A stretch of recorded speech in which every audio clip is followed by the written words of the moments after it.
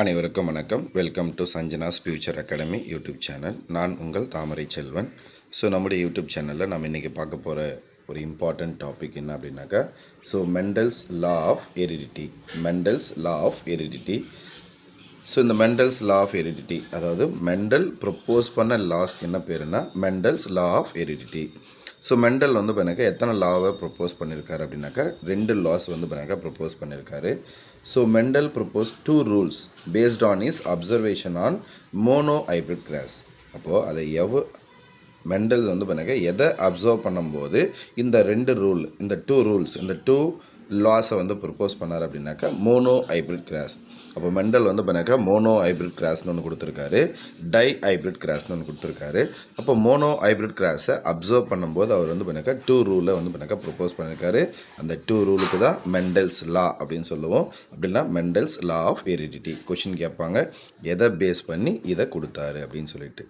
Today these rules are called law of inheritance. இந்த லாக்கு என்ன பேர் அப்படின்னாக்கா லா ஆஃப் இன்ஹெரிட்டன்ஸ். நமக்கு இன்ஹெரிட்டன்ஸ்னால் தெரியும்னு நினைக்கிறேன். Transfer of character from parent to offspring. Transfer of character from parent to offspring. பேரண்ட்டுக்கிட்ட இருந்து ஆப்ஸ்ப்ரிங், யங் இண்டிவிஜுவல், அவங்களுடைய பசங்கன்னு சொல்லவும் இல்லையா, அவங்கக்கிட்ட கேரக்டர் ட்ரான்ஸ்ஃபர் ஆகிறதுக்கு தான் இன்ஹெரிட்டன்ஸ் அப்படின்னு பேர். மொத்தம் வந்து பண்ணாக்கா 2 லாஸ் அப்படின்னு சொன்னோம். The first law is the law of dominance. First law என்ன பேருன்னா the law of dominance. Second law வந்து பண்ணாக்கா the law of segregation. ரெண்டு law. The scientific law plays an important role in the history of evolution. அப்போ வந்து பண்ணாக்கா இந்த scientific லா, அதாவது இந்த ஃபஸ்ட் லான்னு சொல்லக்கூடிய லா ஆஃப் டாமினன்ஸாக இருக்கட்டும், இல்லை த லா ஆஃப் செக்ரிகேஷனாக இருக்கட்டும், இது ரெண்டுமே எதில் ரொம்ப இம்பார்ட்டன்ட் ரோலை ப்ளே பண்ணுது அப்படின்னா ஹிஸ்ட்ரி ஆஃப் எவல்யூஷனில் இம்பார்ட்டன்ட் ரோலை ப்ளே பண்ணுது. அப்போ இதையும் கேட்கறதுக்கு பாசிபிலிட்டிஸ் இருக்குது. நெக்ஸ்ட்டு வந்து பண்ணாக்கா உங்களுக்கு த லா ஆஃப் டாமினன்ஸ். இங்கே பாருங்கள், நல்லா கிளியராக வந்து பண்ணாக்கா இந்த மோனோ ஹைப்ரிட் கிராஸ் புரிஞ்சுதுன்னா இந்த டாப்பிக்கே ஈஸியாக இருக்கும். The law of dominance. The characters are controlled by discrete unit called factors, which occur in pair. அப்போது the characters controlled by discrete unit called factor. அப்போ நம்ம பாடியில் இருக்கிற ஏதோ ஒரு ஃபேக்டர், அதாவது ஏதோ ஒரு கேரக்டர் அப்படின்னு ஞாபகம் வச்சுங்க. நம்முடைய ஹைட் டாலாக இருக்கலாம், இல்லை நம்முடைய கலராக இருக்கலாம், இல்லை வேறு ஏதோ ஒரு கேரக்டர். அப்போ the character are control by discrete unit. எந்த யூனிட் அதை கேரக்டரை கண்ட்ரோல் பண்ணுது அப்படின்னாக்கா ஃபேக்டர் அப்படின்னு சொல்லக்கூடிய கேரக்டர். இங்கே மெண்டல் வந்து இப்போனாக்கா ஜீன் அப்படின்ற எந்த ஒரு இடத்துலையுமே அந்த வேர்டை யூஸ் பண்ணியிருக்க மாட்டார். அவர் யூஸ் பண்ணதெல்லாம் என்ன அப்படின்னாக்கா ஃபேக்டர் அப்படின்ற ஒரு வேர்டை தான் யூஸ் பண்ணார். அதுக்கப்புறம் தான் அந்த ஃபேக்டர் அப்படின்றதுக்கு வந்து இப்போனாக்கா ஜோஹன்சன் அப்படின்ற ஒருத்தர் வந்து என்ன பண்ணுறாருன்னா ஜீன் அப்படின்னு பேர் வைக்கிறார். சரிங்களா? மெண்டல் யூஸ் பண்ணது என்னது ஃபேக்டர் அப்படின்ற ஒரு வார்த்தை தான். அப்போ அந்த ஃபேக்டர் எப்போவுமே எப்படி இருக்குன்னா அக்கர் இன் அ பேர். அப்போ ஃபேக்டர்ஸ் எல்லாமே எப்படி இருக்குன்னா பேராக தான் இருக்கும். இப்போ பாருங்கள், இது வந்து பண்ணாக்கா ஒரு ஃபேக்டர் அப்படின்னு எடுத்துக்கிட்டால் இதுக்குள்ளே கேபிட்டல் டி. அப்போ இதை தான் என்ன சொல்கிறோம், பேர் அப்படின்னு சொல்கிறோம், அப்படின்னா அல்லில் அப்படின்னு சொல்லுவோம். In a dissimilar pair of factor one member of pair is dominant, other is recessive. இப்போ டிஸ்சிமிலர் பேர் ஆஃப் ஃபேக்டர் இப்போ பாருங்கள். அடுத்து கேபிட்டல் டி ஸ்மால் டி. இதான் டிஸ்சிமிலர் பேர் அப்படின்னு சொல்லுவோம். Dissimilar pair of factor. அப்போ இது வேறு, இது வேறு, இது கேபிட்டல் டி ஸ்மால் டி. ரெண்டு வேறு வேறு இருக்கு இல்லையா, அதனால தான் இதுக்கு என்ன சொல்லுவோம், டிஸ்சிமிலர் பேர் ஆஃப் ஃபேக்டர்னு சொல்லுவோம். இதில் ஒன் மெம்பர் எப்படி இருக்குன்னா டாமினன்ட். கேபிட்டல் டி இருந்தால் டாமினன்ட். அப்போ கேபிட்டல் லெட்டர் யூஸ் பண்ணாவே அதுக்கு பேர் வந்து பண்ணாக்கா டாமினன்ட். நெக்ஸ்ட் வந்து பண்ணாக்கா ஸ்மால் லெட்டர் அப்படின்றது ரெசிசிவ். அப்போது இது டாமினண்ட்டாகவும் இது ரெசிசிவாகவும் இருக்கும். This law gives explanation to the mono hybrid cross. அப்போது த லா ஆஃப் டாமினன்ஸ் அப்படின்றது எதுக்கான கரெக்ட் எக்ஸ்ப்ளனேஷனாக இருக்குது அப்படின்னாக்கா மோனோ ஹைப்ரிட் கிராஸுக்கான கரெக்ட் எக்ஸ்ப்ளனேஷனாக இருக்குது. இங்கே வந்து 2 பாயிண்ட் கொடுத்துருப்பாங்க. The expression of only one of the parental character in F1 generation.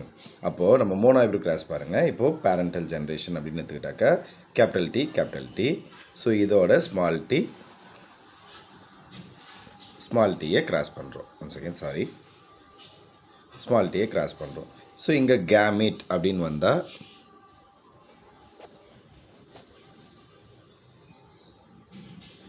Gamete அப்படின்னு வந்தால் இதில் ஒரு பாதி தான் வரும். இங்கே ஒரு பாதி வரும். அடுத்து வந்து பண்ணாக்கா F1 ஜென்ரேஷன் அப்படின்னு வந்தால் இது ரெண்டும் வந்து பண்ண மிங்கிள் ஆகிடும் கேபிட்டல் டி ஸ்மால் டி. அப்போ இங்கே பாருங்கள் பேரண்டலில் ஒன்று கேபிட்டல் டி பியூர் டாலாகவும் another one small d pure ரெசிசிவாகவும் இருந்தது. ஆனால் நமக்கு இங்கே என்ன கிடைச்சிருக்குன்னா F1 ஜென்ரேஷனில் கேபிட்டல் டி ஸ்மால் டி அப்படின்னு சொல்லக்கூடிய புதுசாக ஒரு கேரக்டர் F1 ஜென்ரேஷன் கிடச்சிருக்கு. அப்போது இங்கே கேபிட்டல் டி ஸ்மால் டினாலையும் இங்கே கேபிட்டல் டி இருக்கிறதுனால அப்போ அந்த டால்னஸ் தான் வந்து பண்ணாக்கா எக்ஸ்ப்ரெஸ் ஆகும். அப்போ ட்ராப்ட் வந்து எக்ஸ்ப்ரெஸ் ஆகாது. அப்போ இங்கே என்ன கொடுத்துருக்காங்கன்னா the expression of only one of the parental character in F1 generation. அப்போது பேரண்டல் ஜென்ரேஷன் நம்ம என்ன எடுத்துக்கிட்டோம்னா டால் அப்படின்னு ஒன்றும் ட்ராப்ட் அப்படின்னு ஒன்று எடுத்துக்கிட்டோம். ஆனால் நமக்கு F1 ஜென்ரேஷன் என்ன கிடைச்சிருக்கு? டால் மட்டும் தான் கிடைச்சிருக்கு. அப்போ பேரண்டல் ஜென்ரேஷன்லேருந்து ஏதாவது ஒன்று மட்டும் தான் நமக்கு F1 ஜென்ரேஷனில் கிடைக்கிது அப்படின்றது. அடுத்து த எக்ஸ்பிரஷன் ஆஃப் பி பாருங்கள், the expression of both in F2 generation. F2 generation வரும்போது ரெண்டுமே எக்ஸ்பிரஸ் ஆகும். இப்போ F2 ஜென்ரேஷன் ட்ரா பண்ணுற பாருங்க புன்னட் ஸ்கொயர். ஸோ இந்த மாதிரி ஸோ கேபிட்டல் டி F1 ஜென்ரேஷனில் வந்ததை நம்ம இப்படி எடுத்துக்கிறோம். ஸோ இது ரெண்டும் ஃபில் பண்ணும்போது capital T so capital D small T இது ரெண்டும் ஃபில் பண்ணும்போது small D.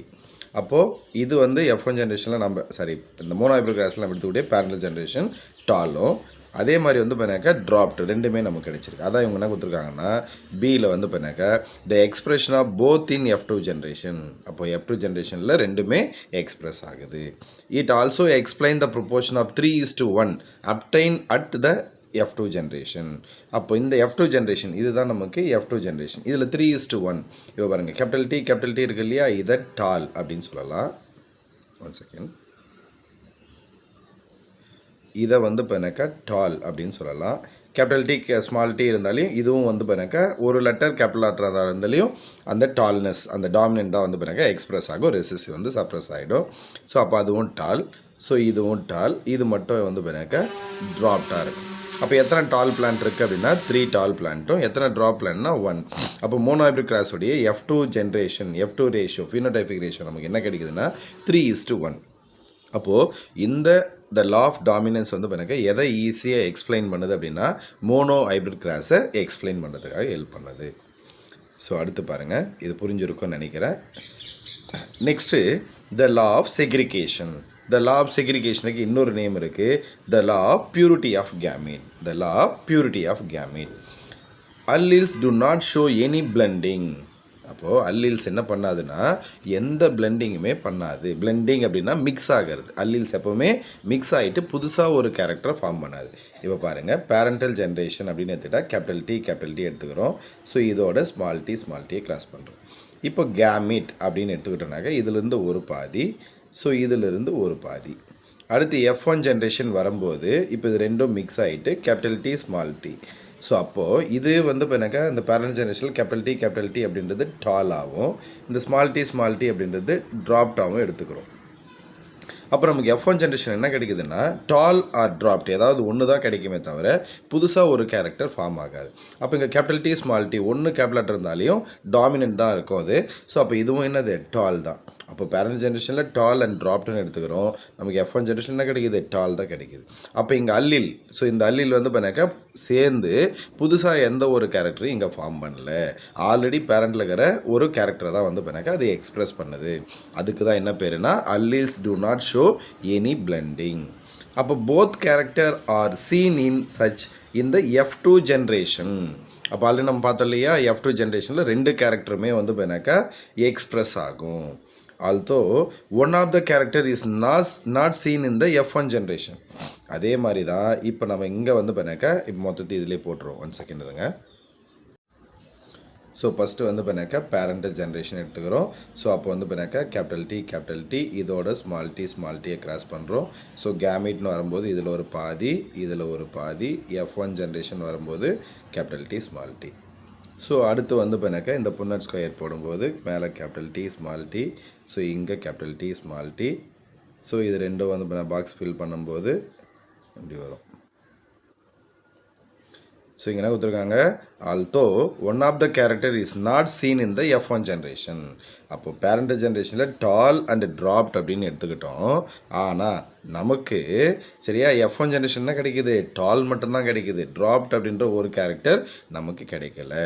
During the formation of gamete, the factor or allele do not pair, separate and segregate from each other such that each gamete receives only one of the two factor.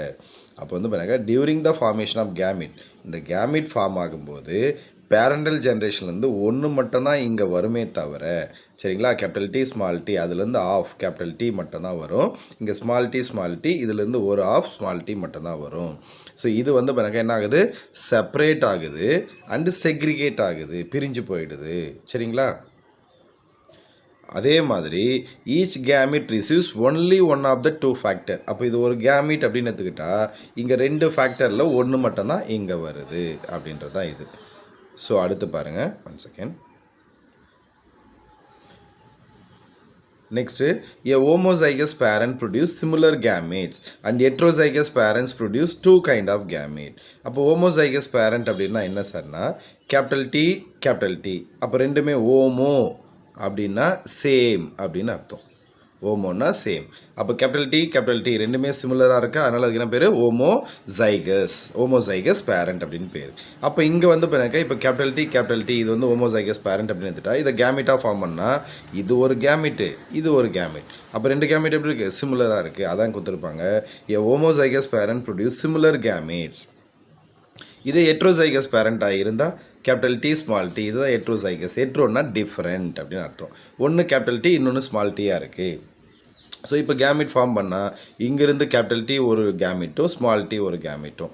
அப்போது in heterozygous parent produce two kinds of gametes each having one allele with equal proposition. So இங்கே பார்த்தீங்கன்னா இதில் ஒரு பாதி இதில் ஒரு பாதி, அப்போ ஈக்குவல் ப்ரொபோசிஷன் வந்துடுது. அதே மாதிரி gametes are never hybrid. Gamete அப்படின்றது வந்து பண்ணாக்கா அது வெறும் வந்து பண்ணாக்கா ஒரு பாதி மட்டும்தான் இருக்குமே தவிர அதை நம்ம என்ன சொல்ல முடியாது, ஹைப்ரிட் அப்படின்னு நம்ம சொல்லவே முடியாது.